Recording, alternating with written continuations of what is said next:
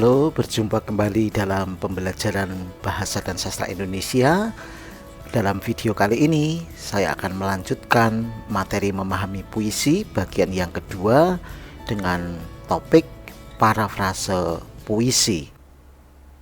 Sebelum kita lanjutkan ke parafrase puisi, ada baiknya kita mengingat materi pelajaran sebelumnya, yakni memahami puisi bagian pertama. Kita mencoba mendefinisikan puisi, dan pada video itu saya mengajak untuk mendefinisikan apa itu puisi.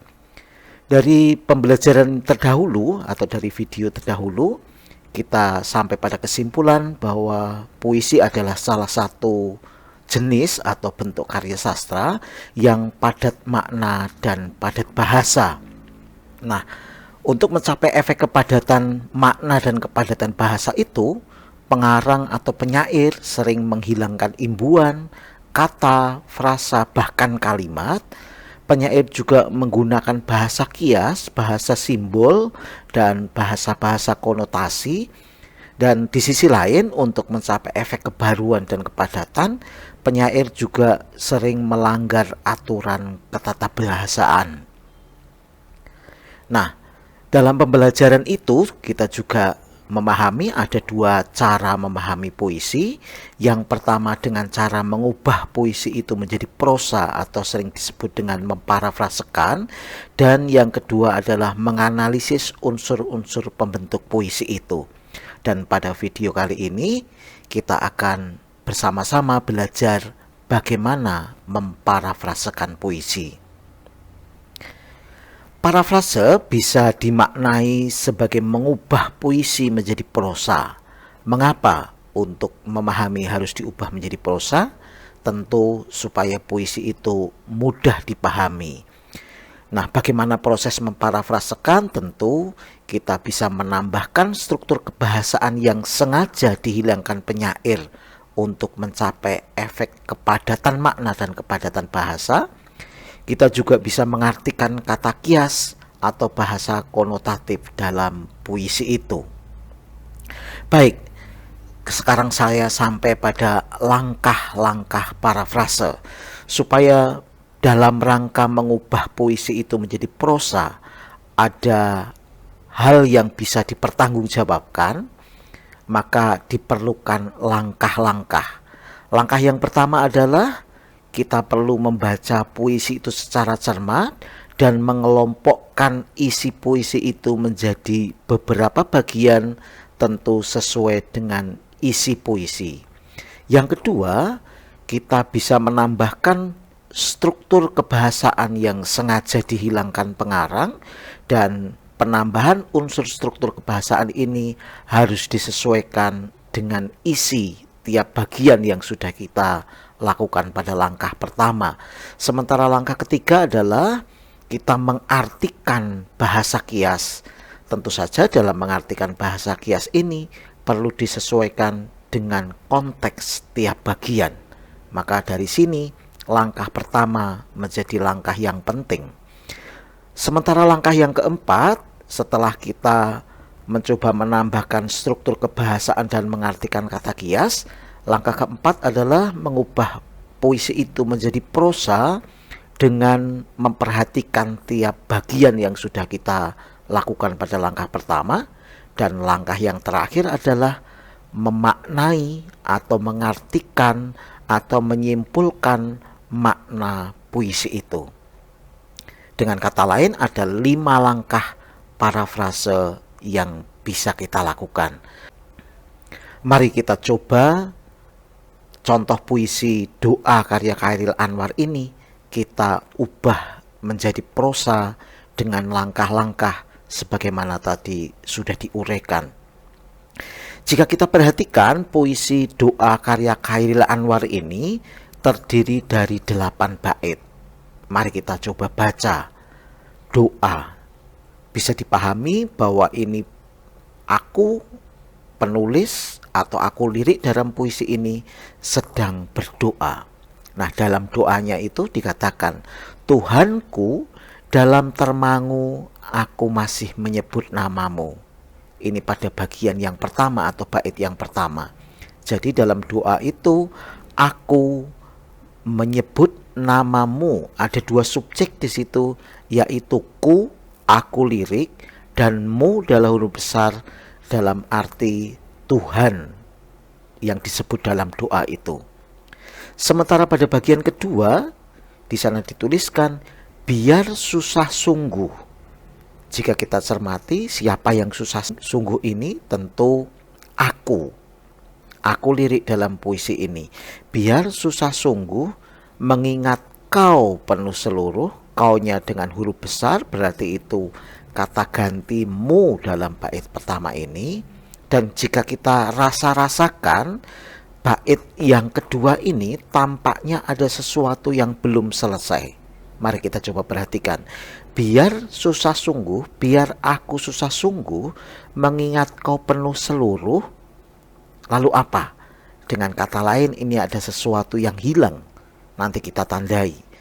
Kita masuk ke bait yang ketiga. Cahayamu panas suci, mu itu Tuhan itu, tinggal kedip lilin di kelam sunyi.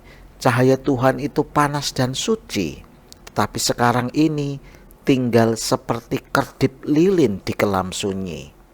Suasana dalam puisi ini bisa kita cermati dari bait yang ketiga ini. Bait yang keempat isinya hanya satu baris saja, yakni Tuhanku. Barangkali ada sesuatu yang mau ditekankan oleh pengarang itu ketika dia berdoa. Lalu pada bagian 5 atau bait kelima, aku hilang bentuk, aku lirik dalam puisi itu merasa seperti hilang bentuk. Bukan hanya hilang bentuk tetapi juga remuk. Maka pada bait yang keenam di sana dilanjutkan kembali berseru Tuhanku. Dan dilanjutkan dengan bait yang ketujuh, aku mengembara di negeri asing. Bisa jadi aku lirik itu merasa seperti sedang mengembara di negeri asing.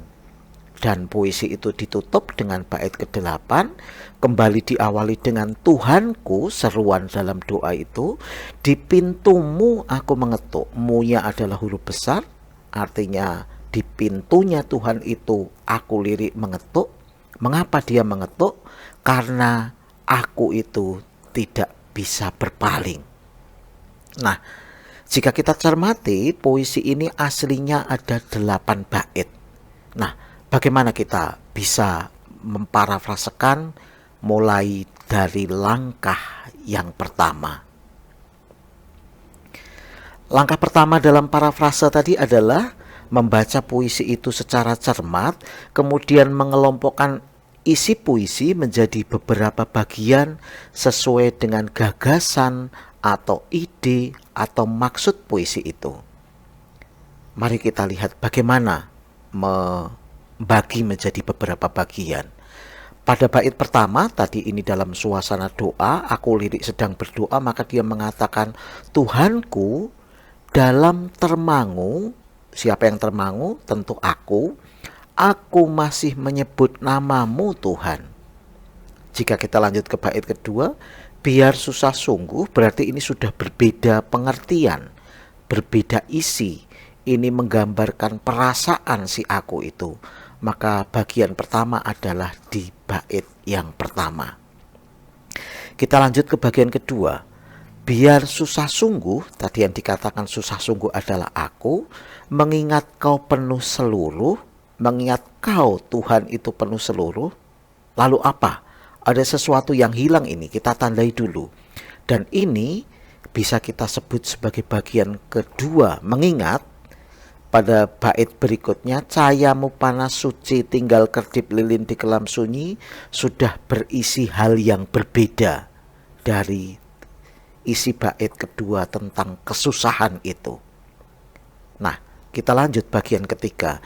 Cahayamu Tuhan panas dan suci, tetapi sekarang ini barangkali seperti kedip lilin di kelam sunyi.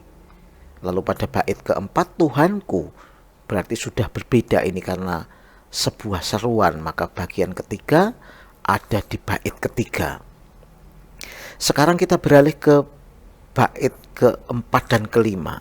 Di sana dikatakan, Tuhanku, aku hilang bentuk remuk. Jadi aku tidak hanya hilang bentuk tetapi juga remuk. Lalu di bawahnya Tuhanku lagi, berarti ini berbeda bagian. Maka bagian keempat itu isinya adalah bait keempat dan bait kelima. Kita lihat bagian di bawahnya, Tuhanku, aku mengembara di negeri asing.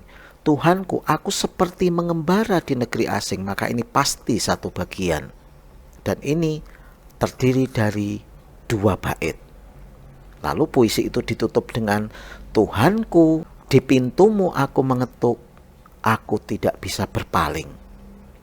Nah, jika kita cermati puisi yang tadi 8 bait itu, ketika dibaca dengan cermat, dilihat gagasan-gagasannya, puisi itu bisa dikelompokkan menjadi 6 bagian. Nah, sampai pada bagian ini, langkah pertama parafrase sudah kita lakukan. Baik, mari kita lanjutkan ke bagian yang kedua. Langkah parafrase yang kedua adalah menambahkan afiks atau imbuhan atau kata atau frasa, bisa juga klausa atau bahkan kalimat pada tiap-tiap bagian yang tadi sudah kita lakukan di langkah pertama yang belum jelas. Tentu penambahan unsur-unsur kebahasaan ini harus menyesuaikan dengan konteks isi puisi itu. Mari kita lihat bagian yang pertama. Tuhanku, dalam termangu aku masih menyebut namamu. Tadi sudah dikatakan ada 2 subjek di sini, yakni ku, aku lirik, dan mu, Tuhan, karena di situ huruf besar. Nah, bagaimana menambahkan ini? Tuhanku, dalam termangu. Siapa yang termangu? Tentu aku. Dalam ketermanguan itu, aku lirik masih menyebut nama Tuhan. Maka kalau ditambahkan, bisa ditambahkan dengan Tuhanku dalam ketermanguanku, menjadi sebuah pernyataan atau kata benda. Tentu yang perlu diperhatikan, kita harus selektif, harus berhati-hati dan harus cermat ketika menambahkan unsur kebahasaan supaya makna puisi itu tidak berubah. Pada bagian kedua, di sana tertulis, biar susah sungguh mengingat kau penuh seluruh. Tadi kita sudah sampai pada ini, ada sesuatu yang belum selesai. Maka bagaimana cara kita menambahkan? Biar susah sungguh. Siapa yang susah? Tentu aku. Kapan? Tentu sekarang ini ketika dia berdoa itu. Maka di situ bisa ditambahkan, biarpun untuk datang kepadamu, untuk berdoa kepadamu itu susah sungguh, lalu mengingat kau penuh seluruh. Berarti ada sesuatu yang tetap mendorong, maka di situ ada pertentangan. Tetapi mengingat kau, Tuhan itu penuh seluruh, lalu apa? Struktur yang dihilangkan, mungkin frasa, mungkin klausa. Biarpun untuk datang kepadamu itu susah sungguh, tetapi mengingat kau penuh seluruh. Nah, maka bisa ditambahkan, maka aku tetap berusaha untuk datang kepadamu. Nah, ini tambahan pada bagian kedua. Sekali lagi, selektiflah, berhati-hatilah, dan cermatlah dalam menambahkan unsur kebahasaan itu, supaya makna puisi itu tidak berubah. Mari kita lanjut ke bagian ketiga. Cahayamu panas suci. Cahaya Tuhan itu panas dan suci. Cahaya Tuhan yang panas dan suci itu tinggal kedip lilin di kelam sunyi. Berarti itu ada sebuah pertentangan, ada hal yang bertolak belakang. Maka kita bisa menambahkan, cahayamu Tuhan panas dan suci. Nah, lalu pertentangannya seperti apa? Tetapi sekarang ini tinggal seperti kedip lilin di kelam sunyi. Jadi cahaya Tuhan yang panas dan suci itu sekarang ini seperti kedip lilin di kelam sunyi. Artinya hanya kecil sekali. Baik, lalu kita lanjut ke bagian keempat. Bagian keempat tadi, Tuhanku, aku hilang bentuk. Bukan hanya hilang bentuk, tetapi juga remuk. Nah, apa yang bisa kita tambahkan? Tuhanku, di hadapanmu aku seperti kehilangan bentuk. Karena kehilangan bentuk ini sebuah kata kias. Maka bisa ditambahkan dengan kata seperti kehilangan bentuk. Bukan hanya kehilangan bentuk, ada penegasan kembali, remuk. Maka di situ ada kata hubung yang setara, sejajar, dan remuk. Maka tambahannya menjadi, Tuhanku, di hadapanmu aku seperti kehilangan bentuk dan remuk. Nah, kita lanjut lagi bagian kelima. Si aku lirik kembali mengungkapkan, Tuhanku, aku mengembara di negeri asing. Tuhanku, sekarang ini aku seperti sedang mengembara di negeri asing. Nah, ini bagian kelima, dan bagian keenam, bagian terakhir. Di sana si aku lirik kembali menegaskan, Tuhanku, di pintumu aku mengetuk. Mengapa aku itu mengetuk? Nah, karena aku itu tidak bisa berpaling darimu Tuhan itu. Maka bisa kita tegaskan, karena ini sebuah akhir atau sebuah kesimpulan, maka di situ ada bisa ditambahkan dengan kata maka, sebuah kesimpulan. Maka Tuhanku, di pintumu aku kembali mengetuk. Barangkali doa ini dilakukan berulang-ulang, maka ada unsur kembali, ada unsur repetisi di situ. Di pintumu aku kembali mengetuk. Mengapa aku itu kembali mengetuk? Karena aku tidak bisa berpaling. Berpaling dari siapa? Berpaling darimu Tuhan tadi. Nah, sampai pada bagian ini kita sudah sampai pada langkah kedua, yakni menambahkan struktur kebahasaan, entah afiks, kata, frasa, klausa, atau bahkan kalimat yang sengaja dihilangkan pengarang karena lalu menjadi padat, tidak jelas, dan tambahan ini tentu untuk memperjelas. Tapi syaratnya adalah selektiflah, hati-hatilah, dan cermatlah ketika menambahkan unsur kebahasaan itu supaya makna puisi itu tidak berubah. Nah, kalau saya tulis ulang, tambahan itu menjadi seperti ini. Tuhanku, dalam ketermanguanku sekarang ini, aku masih menyebut namamu. Aku masih artinya dia beberapa kali menyebut nama Tuhan. Dan dalam ketermanguannya itu, dalam ketermanguan si aku itu, ia masih menyebut nama Tuhan. Biarpun untuk datang kepadamu atau menghadirkanmu itu susah sungguh, tetapi mengingat kau penuh seluruh, maka aku tetap berusaha untuk datang kepadamu. Cahayamu Tuhan panas dan suci, tetapi sekarang ini tinggal seperti kedip lilin di kelam sunyi. Tuhanku, di hadapanmu aku seperti kehilangan bentuk dan remuk. Tuhanku, sekarang ini aku seperti orang yang sedang mengembara di negeri asing. Dan ditutup dengan, maka Tuhanku, di pintumu aku kembali mengetuk, aku kembali berdoa. Mengapa? Karena aku tidak bisa berpaling darimu. Nah, mari kita lanjutkan langkah yang ketiga, yakni mengartikan kata-kata kias dalam tiap bagian. Tentu saja tetap harus memperhatikan konteks, situasi, dan suasana puisi itu. Mari kita tandai dulu bahasa-bahasa kias di tiap bagian itu. Tuhanku, dalam ketermanguanku aku masih menyebut namamu. Mungkin kata kiasnya ada di ketermanguanku itu. Lalu di bagian kedua, biarpun untuk datang kepadamu itu susah sungguh, tetapi mengingat kau penuh seluruh. Nah, kau penuh seluruh ini barangkali kata kias. Karena Tuhan itu penuh seluruh, maka aku itu tetap berusaha untuk datang kepada Tuhan.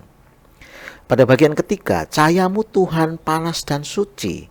Apakah Tuhan itu bercahaya, panas dan suci? Maka barangkali ini kata kias.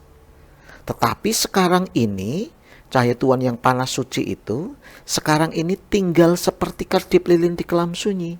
Berarti ini juga bahasa kias. Bagian yang keempat, Tuhanku, di hadapanmu aku seperti kehilangan bentuk dan remuk. Seperti kehilangan bentuk dan remuk itu juga bahasa kias. Bagian yang kelima, Tuhanku, sekarang ini aku seperti orang yang sedang mengembara di negeri asing. Karena ada kata seperti orang yang sedang, ini juga sebuah majas, ini bahasa kias. Dan pada bagian akhir, maka Tuhanku, di pintumu aku kembali mengetuk. Apakah Tuhan punya pintu? Maka ini juga bahasa kias. Karena aku tidak bisa berpaling darimu. Mari kita artikan bahasa kias itu per bagian. Bagian yang pertama, tadi kata kiasnya ada di ketermanguanku. Apa yang bisa kita artikan dari ketermanguan itu? Barangkali ini tentang kesendirian, tentang kesepian, atau aku itu sedang tercenung, atau barangkali terheran. Nah, mana yang mau kita pilih? Saya cenderung memilih yang sendiri, karena seperti orang asing tadi. Maka kita bisa menggantikan bahasa kias itu dengan Tuhanku, dalam kesendirianku, aku masih menyebut namamu. Ada kata masih di situ. Artinya aku lirik itu masih ingat atau kembali kepada Tuhan dalam doa itu. Kita lanjut ke bahasa kias bagian yang kedua. Biarpun untuk datang kepadamu itu susah sungguh-sungguh susah, tetapi mengingat kau penuh seluruh, maka aku tetap berusaha untuk datang kepadamu. Ini tambahannya tadi. Dan bahasa kiasnya ada di kau penuh seluruh. Apa artinya Tuhan itu penuh seluruh? Tuhan itu tidak kurang suatu apa.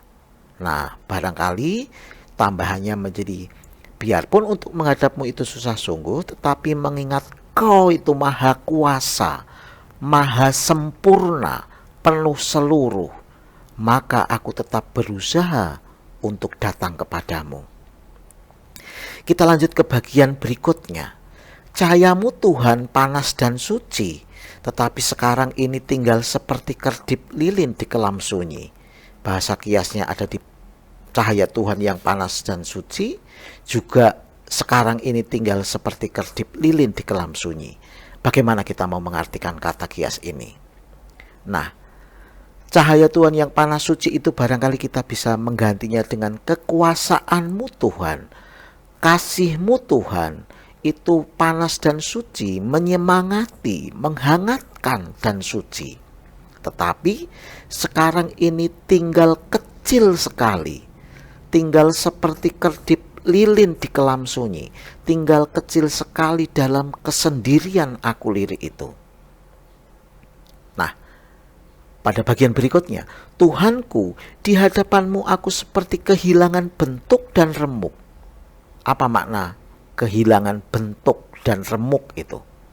Nah, tentu ini bahasa kias. Mari kita artikan. Tuhanku, di hadapanmu aku sungguh tidak berarti apa-apa. Hilang bentuk tidak berarti apa-apa. Dan remuk, sudah penuh dengan dosa. Maka si aku itu berdoa pada Tuhan. Maka tambahannya atau arti kata kias ini bisa kita artikan dengan Tuhanku, di hadapanmu aku sungguh tidak berarti apa-apa dan penuh dosa. Masih ditambah dengan bagian berikutnya, merasa berdosa dan ini seperti orang asing. Tuhanku, sekarang ini aku seperti orang yang sedang mengembara di negeri asing. Apa yang bisa kita artikan dari seperti orang yang sedang mengembara di negeri asing ini? Barangkali kita bisa memaknai Tuhanku, sekarang ini aku seperti orang asing, aku orang yang sendiri, aku orang yang kesepian. Maka si aku lirik itu berdoa pada Tuhan. Dan puisi ini ditutup dengan bagian akhir, maka Tuhanku, di pintumu aku kembali mengetuk. Ini bahasa kias. Mengapa? Karena aku tidak bisa berpaling darimu. Mari kita artikan, maka Tuhanku, di hadiratmu aku kembali menghadap. Dalam doa itu, karena aku tidak bisa berpaling, aku tidak bisa lari daripadamu. Nah, sampai pada bagian ini kita sudah mengartikan kata-kata kiasnya. Nah, kalau kata kias itu lalu kemudian kita ubah menjadi prosa dalam langkah keempat, dan pengubahan ini tentu saja sesuai dengan tiap bagian, maka kita bisa menulisnya begini. Bagian yang pertama, Tuhanku, dalam kesendirianku aku masih menyebut namamu. Bagian kedua, biarpun untuk menghadapmu itu susah sungguh, tetapi mengingat Kau maha kuasa, Kau maha sempurna, maka aku tetap berusaha untuk datang kepadamu. Mengapa dia mengatakan berusaha? Karena itu susah. Untuk menghadap Tuhan itu susah. Pada bagian ketiga, kekuasaanmu Tuhan, kasihmu Tuhan itu menyemangati atau menghangatkan dan suci. Tetapi sekarang ini tinggal kecil sekali dalam kesendirianku. Bagian keempat, Tuhanku, di hadapanmu aku sungguh tidak berarti apa-apa dan penuh dosa. Bagian kelima, Tuhanku, sekarang ini aku seperti orang asing. Aku orang yang tersendiri, seperti terasing. Maka, Tuhanku, di hadirat-Mu, aku kembali menghadap dalam doa itu, karena aku tidak bisa berpaling, karena aku tidak bisa lari daripadamu. Nah, ini bentuk prosanya. Maka, sampailah kita pada langkah kelima, yakni mengartikan puisi yang sudah kita prosakan tadi. Nah, saya mencoba mengartikan begini. Puisi doa karya Chairil Anwar ini memiliki makna bahwa penyair sedang mengalami kesusahan, sedang mengalami kesendirian, sedang mengalami keterasingan, maka ia berdoa pada Tuhan. Meskipun untuk menghadirkan Tuhan itu susah sungguh, bisa jadi karena perasaan bersalah yang besar, karena merasa berdosa yang besar, tetapi aku lirik tetap berusaha untuk berdoa atau datang kepada Tuhan. Ini makna yang bisa kita simpulkan dari puisi ini. Atau dengan kata lain, puisi ini menunjukkan keimanan atau kepercayaan aku lirik. Karena dalam hal ini Chairil Anwar sebagai pengarang, maka puisi ini menunjukkan keimanan, kepercayaan Chairil akan kemahakuasaan Tuhan. Dan itu dirangkum dalam sebuah judul namanya Doa. Sehingga dalam puisi doa ini Chairil merasa kecil, dia kembali kepada Tuhan karena dia sendiri, dia sedang susah. Dan lewat cara itu kita bisa mengetahui keimanan atau kepercayaan aku lirik akan kemahakuasaan Tuhan. Nah, sampai di sini pembelajaran kita hari ini dalam memparafrasekan atau mengubah puisi itu menjadi prosa. Kita bertemu kembali dalam pembelajaran berikutnya, dan sebelum saya menutup video ini, saya akan kembali mengingatkan langkah-langkah parafrase.